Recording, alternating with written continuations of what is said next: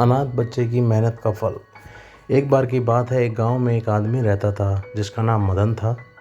उसके परिवार में उसकी पत्नी, एक बेटा रहता था। उसकी पत्नी का नाम चंद्रावती और बेटे का नाम राजा था। राजा अभी पढ़ने जाता था, लेकिन उसका दिमाग पढ़ाई में कम ही लगता था।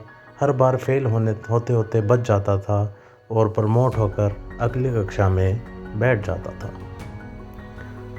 एक दिन मदन अपने किसी काम से जा रहा था, तो उसे रास्ते में एक बच्चा मिला जो अनाथ था, जिसका कोई नहीं था। भीख मांगकर अपनी भूख मिटाता था। मदन उस बच्चे से उसके परिवार वालों के बारे में पूछता। उससे पहले ही अनाथ बच्चे ने सब कुछ बता दिया कि उसके माता पिता जन्म से ही उसे छोड़कर भगवान के घर चले गए थे। मैं ही उनका इकलौता बेटा हूँ। बच्चा अभी 7-8 साल का ही था। मदन को उस पर दया आ गई। उसने बच्चे से उसका नाम पूछा तो उसने बताया कि मेरा नाम सिद्धार्थ है। मदन सिद्धार्थ को अपने घर ले गया। चंद्रावती बहुत गुस्सा हुई, लेकिन मदन के कई बार समझाने के बाद वह मान गई। अब सिद्धार्थ और राजा दोनों भाई की तरह रहने लगे थे। सिद्धार्थ को नया जीवन मिल गया था। अब वह बहुत खुश था। मदन जैसा पिता, चंद्रावती जैसी माता और राजा जैसा भाई मिल गया था। अब वह भी राजा के साथ स्कूल जाने लगा था।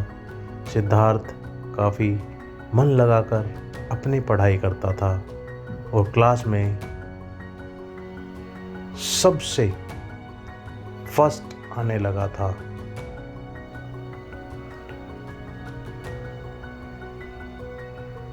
और राजा फेल होने की कगार पर था। सिद्धार्थ उसकी बहुत मदद करता था, लेकिन वह ध्यान ही नहीं देता था और हर बार कम नंबर आते थे। सिद्धार्थ बहुत अच्छे नंबर लाता था तो सभी उसे ही पसंद करते थे। राजा को कोई भी पसंद नहीं करता था। अब दोनों की 10वीं बोर्ड की परीक्षा साथ ही थी, तो दोनों साथ ही परीक्षा देने गए थे।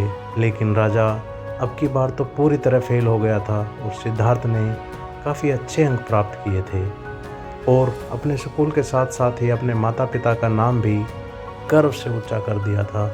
फेल होने के कारण राजा ने पढ़ाई छोड़ दी और अपने ही खेत में हरी सब्जियां लगा दी और उन्हें बेचकर अच्छे पैसे कमाने लगा।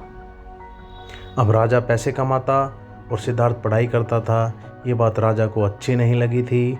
राजा सिद्धार्थ को भी अपने साथ काम पर लगाना चाहता था, लेकिन सिद्धार्थ ने अपनी पढ़ाई नहीं छोड़ी। वह अब पढ़ाई करने शहर चला गया था।